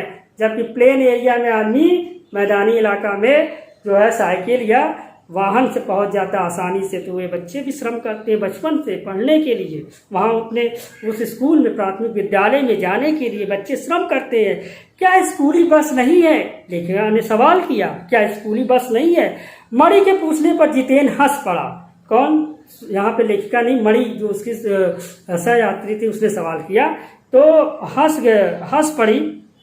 हंस पड़ा और कहा, मैडम यह मैदानी नहीं पहाड़ी इलाका है। मैदान की तरह यहाँ कोई भी आपको चिकना बर्फीला यानी बढ़े हुए पेट वाला नहीं मिलेगा, कि मतलब कि यहाँ पे कोई ऐसा दिखे जिसके पेट निकले, तोन निकला हो, श्रम ना करते हैं। सब श्रम करते हैं, बड़े बूढ़े बुजुर्ग अमीर गरीब सब श्रम करते हैं, मेहनत करते हैं, इसलिए उनका पेट निकला नहीं होगा, वो फिट होंगे, दुरुस्त होंगे। इस बात की बात कही, बर्बीला शब्द का प्रयोग किया, यानी बड़े हुए पेट वाला नहीं मिलेगा। ठीक, यहाँ जीवन कठोर है, यहाँ जीवन परिश्रम वाला है। नीचे तराई से लेकर पहाड़ों, दो पहाड़ों के बीच की जो मैदानी इलाका होता है उसे तराई कहते हैं। तराई में ले देकर एक स्कूल है, दूर दूर से बच्चे उसी स्कूल में जाते हैं, और सिर्फ पढ़ते ही नहीं, इसमें से अधिकांश बच्चे शाम के समय अपने माओं के साथ, माताओं के साथ मवेशियां भी चराते हैं, पढ़ते हैं और श्रम करते भी हैं, यानी घर की दैनिक चीजों में हाथ भी बटाते हैं, दैनिक कार्यों में। और मवेशी यानी कि जो है जानवरों को चराते, पालतू जानवरों को चराते, पानी भरते हैं, पानी भी दूर से लाना पड़ता है, जंगल से लकड़ियां की भारी भारी गट्ठा भी ये बच्चे लेकर आते हैं। खुद मैंने भी ढोए हैं, क्योंकि जितेंद्र का जीवन और बचपन भी वहीं उन पहाड़ियों में पला है, और उसने इस बात को बड़ी खूबसूरती से बताया। तो इस तरह से लेखिका फिर आगे बढ़ते हैं। खतरा धीरे धीरे बढ़ने लगा, ऊंचाई जैसे जैसे बढ़ने लगे, सकरी सड़कें होने लगी, सड़कें ऊबड़ खाबड़ हैं। ठीक, फिर रास्ते भी सकरे होते जा रहे थे। कई बार लगता जैसे रास्तों के इंच टेप से नाप कर एक जीप जितना चौड़ा बनाया गया। ऐसा लगता है कि जीप जितनी चौड़ी है उतने चौड़ा ही रास्ता। ऐसा क्यों? क्योंकि रास्ता कैसे पहाड़ों पे उतना चौड़ा बन सकता है, ये बात भी जरूरी है। फिर आगे देखिए, जरा सी संतुलन बिगड़े, इंच भर भी जीप इधर उधर खिसके, और इस तरह से खिसक सकती है। हम सीधे सीधे घाटियों में, इन रास्तों में जगह जगह लिखी चेतावनियां भी हमें खतरों के प्रति जो है सजग कर रही थी, यानी सावधान कर रही थी। सामने ही लिखा था, धीरे चलाएं, घर में बच्चे आपका इंतजार कर रहे हैं। यानी कि दुर्घटना से बचाव के लिए जगह जगह पर प्रशासन ने ऐसी मार्मिक चेतावनी लिखी थी, ताकि लोग अपने जीवन को बचा सके। तेज भागने की ओर में दुर्घटना न कर बैठे हो। ऐसा हम अक्सर देखते हैं कि फर्राटे से गाड़ियां भागती रहती हैं, लोग जो है सड़क दुर्घटना के शिकार भी होते हैं। तो यह स्थिति पहाड़ों पे ना हो, इस तरह जगह जगह बोर्ड लगाए गए थे। थोड़ा और आगे बढ़े कि एक चेतावनी फिर लिखी थी, we care man eater around, पर हमें नरभक्षी जानवर नहीं मिले। मतलब कहा सावधान हो जाइए, यहाँ कोई नरभक्षी जानवर मिल सकते हैं। इसलिए बोर्ड में अंग्रेजी में लिखा था, वी केयर, हमें सावधान रहना चाहिए, मैन ईटर अराउंड, यहाँ पे कोई नरभक्षी जानवर घूम सकता है। लेकिन उन्हें नरभक्षी जानवर, शेर, चीता ऐसा कोई नहीं मिला। दूध देने वाले याक दिखे, पालतू शाकाहारी दूध देने वाले बड़े बड़े याक, आपने देखा होगा, बड़े बड़े झबरीले बालों वाले याक ना, काले काले ढेर सारे याक दिखे। पहाड़ों पर गिरती बर्फ से प्रकृति ढंग से रक्षा करने वाले घने घने बालों वाले याक। सूरज ढलने लगा था। हमने देखा कुछ पहाड़ी औरतें गायों को चराकर वापस लौट आ रही थी या लौट रही थी। कुछ के सिर पर लकड़ियों के भारी भरकम गट्ठर थे, यानी वहां के दैनिक जीवन का वर्णन अब हो रहा है। वहां के लोगों की जो दैनिक कार्यों का वर्णन भी हो रहा है। शाम का समय है, लोग किस तरह से वर्णन किया जा रहा है देखिए। ऊपर आसमान फिर धुंध और बादलों से घिरा हुआ, फिर उतरती संध्या। अब यहाँ संध्या का मानविकीकरण कर दिया। संध्या मतलब शाम जैसे लगता है उतर रही थी। जीप अब चाय के बगानों से गुजर रही थी। फिर एक दृश्य ने मुझे खींचा, एक सीन ने ध्यान आकर्षित किया लेखिका का। नीचे चाय के हरे भरे बागान में कई युवतियां बोकू, यानी सिक्किम परिधान है बोकू, उसको पहने चाय की पत्तियां तोड़ रही थी। नदी के किनार उफान लेता उनका यौवन और श्रम की दामकता गुलाबी चेहरा दिख रहा था, यानी सुंदर यौवन युवतियां और श्रम करती हुआ युवतियां जो है, एक तरह से उनका सुंदरता एक सुंदरता, एक अलग तरह की अनोखी थी। इस बात का वर्णन लेखिका करती है। श्रम की बात के वर्णन करती है लेखिका। एक युवती ने चटक लाल रंग का बोकू पहन रखा था, लाल रंग का अपना जो है परिधान पहन रखा था। सघन हरियाली के बीच चटक लाल रंग कैसे दिख रहे थे, हरे हरे, और उस स्त्री के परिधान ऐसा लेखिका को दिख रहा था, आप भी कल्पना कीजिए, जैसे लाल रंग डूबते सूरज की स्वर्णिम और सात्विक आभा। स्वर्णिम मतलब सुनहरे, सोने वाले, गोल्डन वाले, पीले, आभा यानी रेस दिख रही थी, ऐसा अनुभव कर रही थी। और सात्विक माने जो सत्य हो, जो अच्छा हो, जो विचार जो है, वैसी सात्विक आभा दिखाई दे रही थी। किसमें? उस हरियाली के बीच में बोकू परिधान पहने हुई उस चाय बागान में तोड़ती हुई वह युवती ऐसा दिख रही थी मानो सूरज डूब रहा हो, लेकिन अपनी स्वर्णिक आभा और सात्विक आभा और स्वर्णिक सात्विक आभा लिए हुए ऐसा प्रतीत हो रहा था लेखिका को। कुछ इस कदर कि इन धनुषी छटा बिखेर रहा था, मंत्र मुक्त सी मैं चीख पड़ी, इतना अधिक सौंदर्य असह्य था। लेखिका इस सौंदर्य को देखकर चीख पड़ती है कि इतना असह्य सौंदर्य कि देखा ही नहीं जा सकता, इतना बढ़िया सुंदरता, और चीख उठती है। फिर युमथांग पहुंचने के लिए हमें रात भर लायुंग के पड़ाव लेना था, यानी अब रात्रि होने वाली थी, तो युमथांग अभी दूर था, तो लायुंग में पड़ाव लेना था, रेस्ट लेना था, यानी कि वहाँ आराम करना था, रुकना था रात में। गगनचुंबी पहाड़ों तल में सांस लेती एक नन्ही सी सांस बस्ती है लायुंग। पहाड़ों पर छोटे छोटे बस्तियाँ होती हैं, तो इस तरह से युमथांग पहुँचने से पहले लायुंग में रात्रि बिताई। सारी दौड़ धूप में से दूर जिंदगी जहाँ निश्चिंत सो रही थी, यानी कि यहाँ पर रात हो गई थी, अब सब लोग सो चुके थे। उसी लायुंग में हम ठहरे थे, तिस्ता नदी के तीर पर बसे लकड़ी के एक छोटे से घर में, लकड़ी के छोटे से घर बना था, उसी में ठहरे थे। मुंह हाथ धोकर मैं तुरंत ही तिस्ता नदी के किनारे बिखरे पत्थरों पर बैठ गई थी। सामने बहुत ऊपर से बहता झरना नीचे कलकल तिस्ता से मिल रहा था, मध्यम मध्यम यानी धीरे धीरे उस दृश्य पानी जो मिल रहा था, हवा बह रही थी धीरे धीरे, और इसका आनंद लेखिका ले रही थी। पेड़ पौधे झूम रहे थे हवा से, यानी कि हिल रहे थे, झूम रहे थे। गहरे बादलों की परत ने चांद को ढक लिया था, चंद्रमा का उदय हो गया था, रात्रि हो गई थी, और इस तरह से उस दृश्य का वर्णन भी बड़े अच्छे तरीके से कर रही है लेखिका। वो कह रही बाहर परिंदे और लोग अपने घरों को लौट रहे थे, यानी अब शाम से ज़्यादा समय हो गई थी, रात्रि होने वाली थी, और परिंदे यानी चिड़ियाँ जो है अपने बसेरों में लौट रही थी, लोग अपने जगह काम की जगह से अपने घर की ओर लौट रहे थे। वातावरण में अद्भुत शांति थी, कोई शोर नहीं था, गाड़ी मोटर और कल कारखानों का कोई शोर नहीं था, एकदम शांत था। मंदिर की घंटियों से घुंघरू की झुंझुनाहट सी आवाज आ रही थी, आंखें अनायास भर आई, और ज्ञान का नन्हा सा बोधिसत्व मतलब ज्ञान जो भगवान बुद्ध को प्राप्त हुआ, केवल था, ज्ञान था, वही ज्ञान या इस तरह का ज्ञान जो उसे भी प्राप्त हुआ, और जैसे भीतर उगने लगा, ज्ञान उगने लगा। मतलब यहाँ पे भाषा जो है सौंदर्य वाली भाषा है, वहीं सुख शांति और सुकून है, और इस तरह से सुख शांति सुकून ये तीन ही चीज के लिए इंसान हमेशा स्ट्रगल करता है ना। जहाँ अखंडित संपूर्णता है, यानी वो संपूर्ण है, जो खंडित नहीं है, टूटी हुई नहीं, अखंडित है, वो पूरी संपूर्णता है। कहाँ है? पेड़ पौधे पशु और आदमी सब अपनी अपनी लय ताल और गति में हैं।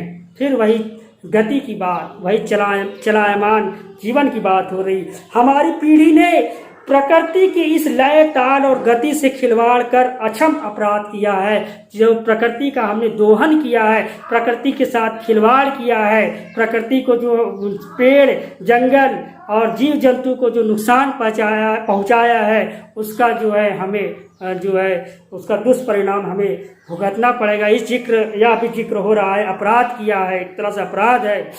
हिमालय अब मेरे लिए कविता नहीं दर्शन बन गया था। हिमालय कोई मतलब कविता काव्य से ज्यादा क्या बन दर्शन बन गया था। दर्शन का मतलब देखना, आध्यात्मिक नजरों से देखना। और पीछे आगे आपने इस चीज का देखा कि कितना बढ़िया जिक्र जो है लेखिका ने किया था। छात्रों, अंधेरा हो, अब पेज नंबर 25। अंधेरा होने के पहले किसी प्रकार डगमगाती शिलाओं और पत्थरों से होकर तिस्ता नदी की धार तक पहुंची। बहते पानी की अपनी अंजुली से भरा, तिस्ता नदी के धार के पास पहुंची और बहते हुए पानी को अपने अंजुल से भरा और अति धड़कने लगा। यानी जो पिछली बातें हैं वो स्मृति में याद आने लगी। कौंधा, हमारे यहाँ जल को हाथ में लेकर संकल्प किया जाता है। क्या संकल्प करूं, लेखिका ने कहा। तिस्ता नदी के जल को जब वो अंजुली में लिया तो उसको याद आया कि हमारी संस्कृति में संकल्प किया जाता है। क्या संकल्प करूं? संकल्प स्थिति में मैं नहीं थी, लेखिका ने कहा। भीतर थी एक प्रार्थना, एक कमजोर व्यक्ति की प्रार्थना। भीतर का सारा हलाहल विष, सारी तामसिक इच्छाएं बह जाए इसी बहती धारा में। जो हमारे अंदर बुराई है, जो किसी के प्रति घृणा है, नफरत है, और जो चालाकी है, धूर्तता है, वो सब बह जाए। जितनी बुरी चीजें हैं, लेखिका ने ऐसा तिस्ता की नदी में संकल्प लिया। रात धीरे धीरे गहराने लगी। हिमालय ने काला कंबल ओढ़ लिया, यानी प्रकाश सूर्य का खत्म हो गया और ऐसा लगा जैसे कालिमा छा गई हो। जितेन ने लकड़ी के बने खिलौने से उस छोटे से गेस्ट हाउस, छोटा सा गेस्ट हाउस लकड़ी के खिलौने जैसा लग रहा था, हाउस में गाने की तेज धुन पर सब अपने संगी साथियों के साथ नाचना शुरू किया। तो देखते देखते एक आदिम रात्रि की महक से परियों की कहानी सी मोहक व रात महक उठी। यानी जो आदिम बात थी, यानी जो पुराना बात थी, उससे अब परियों की कहानी जैसी वो रात हो गई, क्योंकि अब संगीत बजने लगा, लोग जो है नाचने लगे। मस्ती और मादकता का ऐसा संक्रमण का अर्थ जो है मिलना, संयोग है एक दूसरे से। तो उस रात्रि का वर्णन कैसे कर रही है? मस्ती है, मौज मस्ती, एंटरटेनमेंट, मादकता जो है। ऐसा संक्रमण हुआ कि एक एक कर हम सभी सैलानी गोल गोल घेरा बनाकर नाचने लगे। मेरी 50 वर्षीय सहेली मणि ने कुमारियों को भी मात दे दिया और मात करते हुए जानदार नृत्य डांस प्रस्तुत किया। हम सब अवाक उसे ही देखते रह गए। कितना आनंद भरा था उसके भीतर। यानी उसकी सहेली जो 50 साल की थी, अधेड़ महिला थी, वह भी जीवन के इस आनंद का लुत्फ उठाने लगी और उस सौंदर्यता, उस पहाड़, उस प्रकृति को अपने भीतर महसूस करने लगी। कहाँ से आता था इतना आनंद? प्रश्न उठता कि इतना आनंद कैसे हमें मिला। फिर देखिए, लायों की सुबह अगले दिन की बेहद शांत और सुरमय थी। यानी शांत था, सुरमय था। तिस्ता नदी की शांत धारा के समान ही कल कल बहती हुई। अधिकतर लोगों की जीविका का साधन वहाँ पहाड़ी आलू, धान, खेती, दारू, वाइन का व्यापार था। यानी कि वहाँ की जो है व्यवसाय के बारे में भी यहाँ देखिए वर्णन किया है। वहाँ के रीति रिवाज के बारे में वर्णन किया। जब प्रश्न का उत्तर आएगा तो इन सब चीज़ को आप लिख सकते हैं। तो यहाँ पे अब वर्णन क्या आ रहा है? उनके व्यवसाय, उनकी आर्थिक स्थिति के बारे में। सुबह मैं अकेले ही टहलते निकल गई थी। मैंने उम्मीद की थी कि मुझे बर्फ मिलेगी, पर अप्रैल के शुरुआती महीने में यहाँ बर्फ का एक कतरा भी नहीं था। यद्यपि हम सी लेवल समुद्र तल से जो ऊंचाई होता है, ठीक से 14,000 फीट की ऊंचाई पर थे। मैं बर्फ देखने के लिए बेचैन थी। वो सैलानी जो लेखिका है, वो हमारी जो बर्फ देखने के लिए बेचैन है। हम मैदानों से आए लोगों के लिए बर्फ से ढके पहाड़ किसी जन्नत से कम नहीं है, क्योंकि मैदान के रहने वाली लेखिका थी और बर्फ जब तक नहीं देखेगी तो किस तरह से वह जन्नत देखा हुआ उसका अधूरा रह जाएगा। इसलिए बर्फ देखने के लिए वो जिक्र कर रही है। वहीं पर घूमते हुए सिक्किमी नवयुवक ने मुझे बताया कि पॉल्यूशन के चलते वहाँ का एक स्थानीय नागरिक बता रहा है कि प्रदूषण के चलते स्नोफॉल लगातार कम हुआ, बर्फबारी कम हुई। प्रदूषण ने बदलाव कर दिया। पर यदि मैं कटाव चली जाऊं, कटाव एक जगह का नाम है, अगर वहाँ लेखिका चली जाती है तो सर्दियाँ जरूर बर्फ मिलेगा। कटाव यानी भारत का स्विट्जरलैंड, ठीक। हर खबरों में नहीं था और अपने प्राकृतिक स्वरूप में था, यानी कि वो उतना ज़्यादा जो है पता नहीं था कि वहाँ पर कटाव का के बारे में, और सिर्फ प्राकृतिक स्वरूप में इसलिए था कि वहाँ पे ज़्यादा लोग गए नहीं होंगे, तो वहाँ पे जो है फिर वही गंदगी और प्रदूषण वाली बात आ जाती है। कटाव जो लायुंग से 500 फीट यानी 500 फीट ऊंचाई पर था, करीब 2 घंटे का सफर था। वहाँ नवयुवक मुझसे बतिया रहा था, सारी बातें बता रहा था नवयुवक, और उसकी घरवाली अपने छोटे से लकड़ी के घर बाहर हमें उत्सुकता पूर्वक देख रही थी। क्यों देख रही थी? तभी गाय ने आकर बाहर थैले में रखा उसका महुआ गुडुप कर लिया। महुआ रखा था, गाय ने जो खा लिया, गुडुप किया, निगल लिया। मीठी झिड़कियां देकर उसने गाय को उस महिला ने भगा दिया। ठीक था, यानी सब कार्य विधि जो सारी घटनाएं उसका विजय छोटे छोटे कर रही है लेखिका, और हमें पता चल रहा कि आसपास की घटनाएं क्या घट रही। उम्मीद, आवेश और उत्तेजना। उम्मीद यानी किसी चीज की होने का भरोसा, आवेश यानी जोश, और उत्तेजना भी उससे मिलता जुलता है, यानी कि जो है मन में करने की इच्छा के साथ हम सफर कटाव की ओर चले गए। लेखिका बर्फ को पाने की इच्छा से कटाव की ओर चली गई। कटाव का रास्ता और खतरनाक था और उस पर धुंध और बारिश। जितेन लगभग अंदाज से गाड़ी चला रहा था, इतना कठिन था, धुंध और बारिश थी, जितेन अंदाजे से गाड़ी चला रहा था, जीप चला रहा था। पहाड़, पेड़, आकाश, घाटियां, सब पर बादलों की परत थी। सब कुछ बादलमय, बादलों को चीर कर निकलती हमारी जीप खतरनाक रास्तों के एहसास ने हमें मौन कर दिया, यानी सब चुप। कठिन रास्ते, इंसान जो बैठे थे सैलानी लेखिका सब चुप हो गए, मौन हो गए, और उस पर बारिश एक चूक, सब खलास। सांस रोके हम धुंध और फिसलन भरे रास्तों पर संभल कर आगे बढ़ती जीप को देख रहे थे, और सब खामोश थे ना। हमारी सांस लेने की आवाज के सिवा आसपास जीवन का कोई पता नहीं था, यानी कोई वहां पे आसपास सड़कों पर भी कोई लोग नजर नहीं आ रहे थे, और वो लोग भी शांत अपने जीप में बैठे थे, क्योंकि दुर्गम रास्ता था, कठिन रास्ता था। फिर नजर पड़ी बड़े बड़े शब्दों में एक चेतावनी फिर लिखी हुई नजर आई। क्या लिखी थी? If you are married divorce speed. थोड़ी ही देर आगे बढ़े, एक चेतावनी, दुर्घटना से देर भली, सावधानी से मौत टली। करीब आधे रास्ते बाद धुंध छटी, और साथ ही सृष्टि और हमारे बीच जो फैला सन्नाटा था वह सामने आया। फिर नार्गे उत्साहित होकर कहने लगा, कटाव हिंदुस्तान का स्विट्जरलैंड है। मेरी सहेली मणि स्विट्जरलैंड घूम आई थी, उसने तुरंत प्रतिवाद किया, उत्तर दिया, नहीं, स्विट्जरलैंड भी इतनी ऊंचाई पर नहीं है, ये तो और ऊंचाई पर है, बहुत सुंदर है, उसकी सहेली ने बताया। फिर इस तरीके से हम कटाव के करीब आ रहे थे, जो कि दूर से ही बर्फ से ढके पहाड़ दिखने लगे थे। पास में जो पर्वत थे वे आधे हरे काले दिख रहे थे। लग रहा था जैसे किसी ने इन पहाड़ों पर पाउडर छिड़क दिया हो। तो इस तरीके से वर्णन है। कहीं पाउडर बची रह गई, कहीं वह धूप में बह गई हो। नार्गे ने उत्तेजित होकर कहा, देखिए एकदम ताजा बर्फ है, लगता है रात में गिरी है यह बर्फ। थोड़ा और आगे बढ़ने पर अब हमें पूरी तरह बर्फ से ढके पहाड़ दिख रहे थे।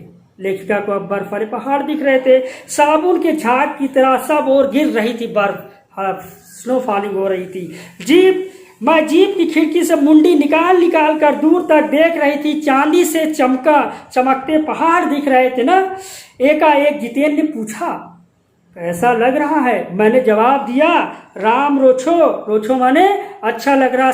वह उछल पड़ा, अरे या नेपाली भाषा यानी नेपाली भाषा में कह रही ओछो यानी अच्छा लगा, ये पहाड़ी यानी नेपाली भाषा में बोला। तो कहा, आपने नेपाली कहाँ से सीखी? किसने पूछा? जितेन ने।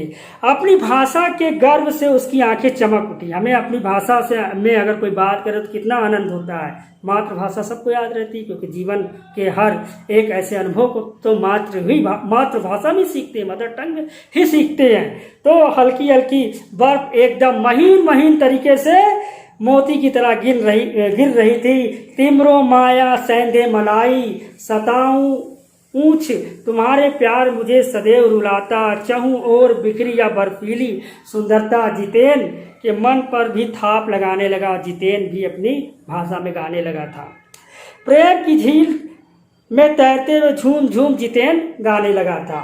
तभी सैलानी अब जीप से उतर गए, बर्फ पर कूदने लगे। सामने बर्फ था, वहां बर्फ सर्वाधिक थी, घुटनों तक बर्फ थी।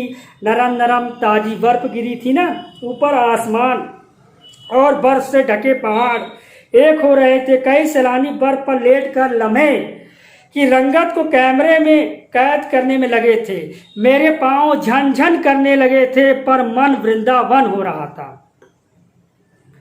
यहाँ वृंदावन का जिक्र हुआ। वृंदावन में श्री कृष्ण की नगरी में लोग जो है झूमने लगते, वही स्थिति वहां पर हो गई थी। भीतर जैसे देवता जाग गए थे, ख्वाहिश इच्छाएं पूरी हो रही थी। बर्फ पर लेटकर इस बर्फीली जन्नत पर, बर्फीली स्वर्ग पर को जी भर देखूं, ऐसा लेखिका कह रही है। पर मेरे पास बर्फ पर पहनने वाले लंबे जूते नहीं थे। मैंने चाहा कि किराए पर ले लूं, पर कटाओ, यूमथांग और झांकू लेक की तरह टूरिस्ट स्पॉट उस समय नहीं था। इस कारण यहाँ झांगू की तरह दुनिया भर की तो क्या एक भी दुकान नहीं थी, यानी उस जगह पर एक भी दुकानें नहीं थी। खैर, दनादन फोटो खिंचवाने की बजाय मैं उस सारे परिदृश्य, सारे बैकग्राउंड, सारे प्रकृति के दृश्यों को अपने अंदर लगातार लेखिका खींच रही थी, जिसमें महानगर के डार्क रूम में उसे फिर देख सकूं, अर्थात वह अपने जो घर पर उसे उस दृश्यों को देख सकती है। तो इस तरह के संपूर्णता के उन क्षणों में यह हिम शिखर मुझे मेरे आध्यात्मिक अतीत से जोड़ रहा था। यानी फिर वो अध्यात्म की ओर मुड़ी और शायद ऐसा विभोर हो रहा था, खुशी हो रही थी, ऐसा कि उसकी दिव्यता, जो हिमालय की उस सौंदर्यता की दिव्यता को वो महसूस कर रही थी। लेखिका, हमारे बीच ऋषि मुनियों ने वेदों की रचना की होगी, यहीं पर आकर, यहीं से सीखा होगा ना। जीवन सत्यों की खोजा होगा। सर्वे भवन्तु सुखिना का मंत्र, यानी सभी सुख हो, सभी सुखी हो, उसका मंत्र भी तो यहीं से पाया होगा, इसी पहाड़ी से, इस हिमालय की गोद से। अंतिम संपूर्णता का जो प्रतीक है वह यह सौंदर्य है। ऐसा कि जैसे बहुत बड़ा सौंदर्य, ऐसा कि बड़ा से बड़ा अपराधी भी, क्रिमिनल प्रवृत्ति का व्यक्ति भी क्षण भर के लिए करुण का अवतार, दया का अवतार, बुद्ध बन सकता है। इस तरह से लेखिका अपनी बात रख रही है। और तभी दिमाग में कौंधा कि मिल्टन ने ईव की सुंदरता का वर्णन करते समय लिखा था कि शैतान भी उसे देखकर ठगा सा रह जाता था और दूसरों का अमंगल करने की वृत्ति भूल जाता था। मैंने मणि से पूछा, क्या उसने पढ़ी है मिल्टन की वह कविता? मिल्टन अंग्रेजी के बहुत बड़े कवि हैं, तो उनकी एक कविता में एक ऐसी सुंदर स्त्री का वर्णन है जो इतनी सुंदर है कि शैतान भी उसको देखकर आश्चर्यचकित हो जाता है। तो उसी तरीके से वो आश्चर्यचकित हो जाता है शैतान, और वो अपनी जो प्रवृत्ति, उसकी गलत प्रवृत्ति, उसको भी भूल जाता है। वैसे ही सौंदर्य यहाँ पर देखने को मिल रहा है। उस बात का जिक्र भी लेखिका कर रही है। और मिल्टन की कविता पढ़ी है, पूछा भी, मणि से पूछा क्या उसने पढ़ी है मिल्टन की वह कविता? पर मणि उस समय किसी दूसरे सवाल से जूझ रही थी। वो दार्शनिकों की तरह कहने लगी, ये हिम शिखर जल स्तंभ है पूरे एशिया के। देखो, प्रकृति भी किस नायाब ढंग से सारा इंतजाम करती है। सर्दियों में बर्फ के रूप में जल संग्रह कर लेती है, मतलब बर्फ जो है संग्रह हो जाता है, और गर्मियों में पानी जब त्राही त्राही होती है तब ये पानी के रूप में इन बर्फ शिलाओं से, पहाड़ों से बहता हुआ आता है। पिघल कर जल धारा बन हमारे सूखे कंठों को तरावट देती है, पहुंचाती है। कितनी अद्भुत व्यवस्था है जल संचय की, यानी कि जल संचय की एक व्यवस्था के बारे में बता रही है। मणि ने अभिभूत होकर माथा नवाया, जाने कितना ऋण है हम पर इन नदियों का, हम शिखरों का। संसार कितना सुंदर स्वप्न जगाते उन लम्हों में मैंने सोचा, पर तभी उदासी एक झीली सी परत मुझ पर छा गई। लेखिका उदास थोड़ी हो गई। उड़ते बादलों की तरह पत्थर तोड़ती उन पहाड़ियों का फिर ख्याल आया जो मेहनत कश वो महिलाएं थी, जो समाज को बहुत देती थी और उन्हें श्रम के रूप में बहुत कम मिलता था। अभावों का उनका जीवन था। उन पहाड़ी महिलाओं का जो है मन में लेखिका का ख्याल आ गया उस समय, इसलिए मन थोड़ा सा उदास हो गया। आत्मा की अनंत परतों को छीलता हुआ हमारा यह सफ़र, आत्मा के कई परत हैं, उसमें कई चीज़ें हैं जो आध्यात्म के एक सफ़र को ले जाता है, उस बात का जिक्र है यहाँ पर। और इस तरह उनका जो है सफ़र आगे बढ़ा और इक्की दुक्की फौजी छावनियाँ भी वहाँ दिखी, सेना की छावनियाँ दिखी वहाँ पर, आर्मी के लोग भी दिखे। ध्यान आए बॉर्डर एरिया है, थोड़ी दूर पर चीन की सीमा यहाँ से लगती है, कटाव से चीन की सीमा भी यहाँ से लगती है। एक फौजी ने बताया कि इतनी कड़कड़ाती ठंड में उस समय तापमान -15 डिग्री सेल्सियस था, आप लोग को बहुत तकलीफ होती होगी। लेखिका ने सैनिक छावनी और जो सैनिक था उनसे पूछा। सैनिक ने हंस के जवाब दिया, एक उदासी हंसी, आप चैन की नींद सो सकें इसलिए तो हम यहाँ पहरा दे रहे हैं। और बात सही है कि सेना के जो जवान हैं देश की रक्षा के लिए पहरा देते ताकि हम हिंदुस्तानी जो है चैन की नींद सो सके। आगे देखिए, फेरी भेटुला यानी फिर मिलेंगे कहते हुए जितेन ने जीप चालू कर दी। थोड़ी देर बाद ही फिर दिखी एक फौजी छावनी जिस पर लिखा था, we give our today for your tomorrow, हम जो आज देते हैं आपको आपके कल के लिए। तो इस तरह से मन उदास हो गया, भीतर कुछ पिघलने लगा। महानगर में रहते हुए कभी ध्यान ही नहीं आया कि जिन बर्फीली इलाकों में बैसाख के महीने में भी 5 मिनट में ही हम ठिठुरने लगते मैदान में, ठीक, तो अरे ये जवान पौष और माघ के महीने में, पौष और माघ के महीने में ठंडी पड़ती है, जनवरी फरवरी का महीना जो है, तो उस महीने दिसंबर के महीने में ये जवान किस तरह से यहाँ पर पहरा देते होंगे, जबकि सिवाय पेट्रोल के सब कुछ जम जाता है, यहाँ पर पानी भी जम जाता है। और इस तरह से यह बात बता रही, तैनात रहते हैं जिन सकरे घुमावदार और खतरनाक रास्तों से गुजरने पर भर से हमारे प्राण कांप जाते। वहां पर ये सैनिक क्या करते हैं, पहरा देते हैं देश की रक्षा के लिए। उन रास्तों को बनाने में जाने कितने जीवन अपनी मियाद को पूर्व में ही खत्म कर देते, अपने जीवन की लीला को समाप्त हो जाती है। ऐसे लोग जो इस देश को बनाने में खत्म कर देते हैं, इन रास्तों को बनाने में, यानी कितने को रास्ते को बनाने में उनकी मौत हो चुकी है, उसका मतलब जिक्र यहाँ पर है। फिर इस तरह से बताती है लेखिका, मेरे लिए ये यात्रा सचमुच एक खोज यात्रा थी। आपको भी लग रहा होगा कि वास्तव में यह यात्रा जो है, जो हिमालय की खोज की यात्रा है, अध्यात्म की खोज की यात्रा, भारत की संस्कृति, वहाँ के जीवन, वहाँ के समर्पण की खोज की यात्रा है, ऐसा आपको लग भी रहा होगा। तो आगे देखिए, मैं पढ़ रहा हूँ, पूरा सफर चेतना जो जीवन है और अंतरात्मा जो अंदर की आत्मा है उसमें हलचल मचाने वाला है, कुछ सोचने के लिए मजबूर करने वाला है। उन पहाड़िनी औरतों के लिए, उन पर्यावरण के संरक्षण के लिए और उन मेहनतकश जो है शहर के लिए। तो इस तरीके से यह अंतरात्मा की सोच जो है सामने उभर कर लेखिका में आ रही है। आगे मैं पढ़ रहा हूँ। बहरहाल हम लायूंग वापस लौटकर फिर यूमथांग की ओर जा रहे थे। जितेन कुछ दिन पूर्व ही नेपाल से ताजा आया था, मतलब नेपाल की यात्रा से आया था। यूमथांग की घाटियों में एक नया आकर्षण जुड़ गया था। ढेर पियूता और रोडेंड्रो के फूल खिले हुए थे। पहाड़ी ये फूल जो रंग बिरंगे नजर आ रहे थे वो खूबसूरती और बढ़ा रहे थे। जितेन बताने लगा, बस 15 दिनों बाद ही देखिए पूरी घाटी फूलों से इस कदर भर जाएगी कि लगेगा फूलों की सेज यानी फूलों का बिस्तर बिछा हो। सेज माने क्या है, बिस्तर। यही रास्ते अपेक्षाकृत यानी अपेक्षा से कम चौड़े थे, इस कारण खतरों का एहसास कम था। घाटियों में कई बंदर भी दिखे, कुछ अकेले तो कुछ अपने बाल बच्चों के साथ, विद फैमिली के साथ बंदर भी दिखे, उनका कुनबा भी दिखा। बहरहाल घाटियां, वादियां, पहाड़ों, बादलों की आंख मिचौली दिखाती कबूतरों की उड़ाती हमारी जीप जब युमथांग पहुंची तो हम थोड़े निराश हो गए। यानी कि एक अच्छा वर्णन किया। और इस तरह युमथांग पहुंच गए वो लोग। बर्फ से ढके कटाव के हिम शिखरों को देखने के बाद युमथांग थोड़ा फीका लगा। क्यों? क्योंकि यहाँ वह एहसास हुआ मंजिल से कहीं ज़्यादा रोमांचक होता है मंजिल तक का सफ़र। ठीक, तो इस तरह बहरहाल युमथांग में चिप्स बेचती हुई सिक्किमी युवती से मैंने पूछा, क्या तुम सिक्किम की हो, यानी सिक्किमी हो? नहीं। उसने क्या जवाब दिया? सिक्किमी नहीं, मैं इंडियन हूँ। उसने जवाब दिया। सुनकर लेखिका को बहुत अच्छा लगा।